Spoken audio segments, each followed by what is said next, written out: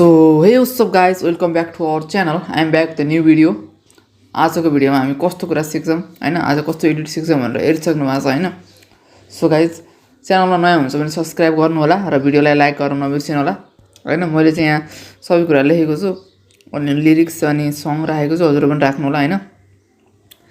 यसरी राखेर अनि यो फोटो छ भने अलि अनि फोटो या भिडियोको अलि ओपासिटी यहाँ गएर कम गर्दिनु भने ब्लेन्डिङ एन्ड ओपासिटीमा गएर लिरिक्स राम्रो देखियोस्। अनि त्यसपछि मैले युज गरेको फन्ट चाहिँ यो छ हैन। यो फन्ट चाहिँ म तल लिंक तल राखिदिन्छु अनि यसको नाम नो मिस ह्यान्ड भन्ने छ हैन। यो फन्ट हो अनि यो म यसको लिंक तल राखिदिन्छु, त्यो हेर्नु होला। अनि यसको साइज चाहिँ अलि ठुलो गर्नु होला किनभने यो सानो साइजको छ के, सानो साइज देखिन्छ, त्यसैले यसको साइज 48 जति राख्दिनु होला हैन। अलि ठुलो राख्दिनु होला जसले गर्दा यस्तो देखियोस् हैन। सो गाइस अब तपाईले लिरिक्स लेख्नु होला। त्यसपछि अब इफेक्टहरु दिन्छौं हामी। धेरै इफेक्ट छैन हैन, भिडियो सानो हुन्छ त्यसैले ध्यान दिएर हेर्नु होला। त्यो धेरै इफेक्ट छैन। सबभन्दा पहिला चाहिँ हामीले इफेक्ट के दिन्छौं भनेपछि टाइम क्वान्टिजेसन भन्ने छ हैन। टाइम क्वान्टिजेसन भन्ने छ हैन। यो टाइम क्वान्टिजेसन भन्ने इफेक्टलाई एड गर्नु होला हैन। सो गाइस टाइम क्वान्टिजेसनलाई एड गरेर अनि यसको एमाउन्टलाई चाहिँ 6 7 8 जति राख्दिनु होला हैन। 7 जति राख्दिनु होला हैन। अनि ब्याक आउनु होला। अनि यति राखिसकेपछि अब यसमा चाहिँ हामीले एउटा अर्को इफेक्ट एड गर्छौं जसको नाम हो फ्र्याक्टल वार्प भन्ने है। सो गाइस फ्र्याक्टल वार्प एड गर्छौं। त्यसको लागि चाहिँ फ्र्याक्टल वार्पलाई ओपन गर्नु होला अनि यसको म्याग्निट्युडलाई चाहिँ डिक्रिज गरिदिनु होला। म्याग्निट्युड कति राख्नु होला भनेपछि 15 राख्दिनु होला है। म्याग्निट्युडलाई 15 राख्दिनु होला। अनि यसको डिटेल चाहिँ नि सो गाइस यसको डिटेलमा हामीले की फ्रेम दिन्छौं हैन। सबभन्दा पहिले दुईटा की फ्रेम दिन्छौं।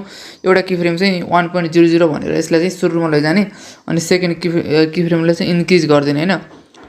सेकेन्ड की फ्रेमलाई चाहिँ इन्क्रिज गरेर 2.05 जति राख्दिनु होला हैन। यति जति राखेर यसलाई चाहिँ लास्टसम्म लैजानु होला हैन यसरी।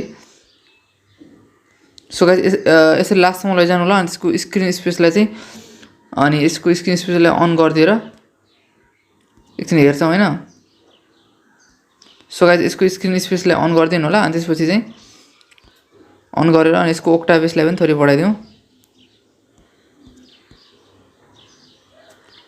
सो गाइस यस्तो खाले भयो हैन। अब यस्तो खाले भयो। अब त्यसपछि चाहिँ हाम्रो लगभग हाम्रो इफेक्ट यति नै हो। सो गाइस यति नै हो। अब यो तपाईले यो उसको लागि छ नि जुन यो लेयरलाई अलि ग्लो गराउनु छ भने चाहिँ हैन, त्यसको लागि चाहिँ यसको लागि बोर्डर एन्ड स्याडोमा जानु होला हैन। अनि यसको स्याडोमा गएर स्याडोलाई व्हाइट गरिदिनु होला। व्हाइट गरेर इनेबल गरिदिनु होला हैन स्याडोलाई। अनि यसको साइजलाई चाहिँ थोरै यसरी बढाइदिनु होला हैन। 20 21 जति राख्दिनु होला। 23 यति जति राख्दिनु होला हैन। अनि यसको पोजिसनलाई 0 0 राख्दिनु भयो भने यसको यस्तो खाले ग्लो हुन्छ हैन। यसरी ग्लो पनि गर्न सकिन्छ हैन। अब यति गरिसकेपछि यसलाई यो लेयरलाई चाहिँ कपी लेयर गर्नु होला। अनि अर्को लिरिक्स जहाँबाट सुरु भएको छ त्यहाँ गएर यसरी पेस्ट गर्नु होला। अनि पेस्ट गरिसकेपछि यसलाई चाहिँ यदि यसको टाइमिङ मिलाएन भने यहाँ गएर टाइमिङमा गएर यसलाई यसरी मिलाउनु होला हैन। अनि मिलाएर यहाँ चाहिँ अब अर्को लिरिक्स लेख्नु होला। अनि यसलाई चाहिँ यसरी नै आफ्नो भिडियोलाई यसरी नै कम्प्लिट गर्नु होला हैन। अनि यो इफेक्टलाई चाहिँ म यसरी कपी गर्छु हैन। कपी गर्नु होला अनि सबैमा चाहिँ त्यो लेयरमा चाहिँ सबैमा पेस्ट गरिदिनु होला। पेस्ट गरिदिनु होला। अनि पेस्ट गरिसकेपछि हाम्रो भिडियो कम्प्लिट हुन्छ हैन। सो गाइस हाम्रो भिडियो कम्प्लिट हुन्छ। सो गाइस यति नै यो भिडियो हैन। छोटो थियो होला आई थिंक, छोटो छ हैन भिडियो। लास्टसम्म हेरिदिनु भयो त्यसको लागि धेरै धेरै धन्यवाद। च्यानलमा नयाँ हुन्छ भने चाहिँ सब्स्क्राइब गरिदिनु होला र केही कुरा छ भने कमेन्ट गरिदिनु होला।